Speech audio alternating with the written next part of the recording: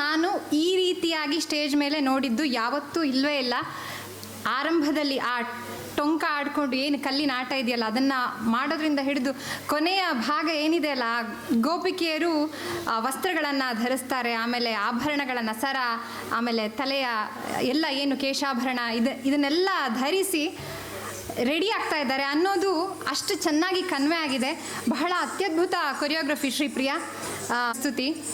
ಹೇಗೆ ಕೃಷ್ಣ ಅಂತಂದರೆ ನಮಗೆ ಆತನ ತುಂಟಾಟ, ಬಾಲ್ಯ ಲೀಲೆಗಳ ನಂತರ ಕಡೆಗೆ ಆತ ನಮಗೆ ಆರಂಭದಲ್ಲಿ ಬೆಣ್ಣೆ ಕದಿಯುವಂತಹ ಕೃಷ್ಣ, ಅದಾದಮೇಲೆ ಅಘಾಸುರ, ಒಂದಷ್ಟು ವ್ಯೋಮಾಸುರ, ಹೀಗೆ ಬಹಳಷ್ಟು ರಾಕ್ಷಸರನ್ನು ಸಂಹಾರ ಮಾಡುವಂತಹ ಕೃಷ್ಣ ಕಾಣ್ತಾನೆ.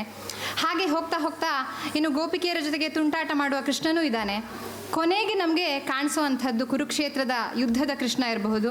ಅಲ್ಲಿ ಭಗವದ್ಗೀತೆಯ ಕೃಷ್ಣನಾಗಿ ಅವನು ಬದಲಾಗ್ತಾನೆ. ಇಲ್ಲೂ ಕೂಡ ಕೊನೆಗೆ ಅದೇ ಕಾಣಿಸ್ತು.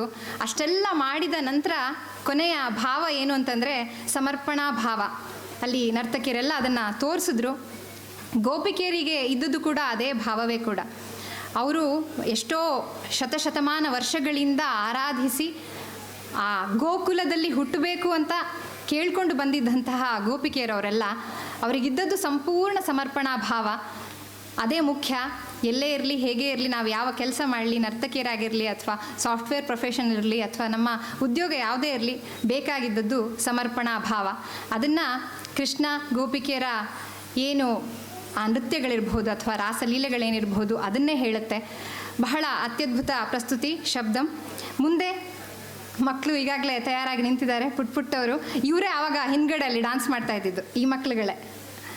ಈಗ ಮುಂದೆ ಮೂಷಿಕ ವಾಹನ.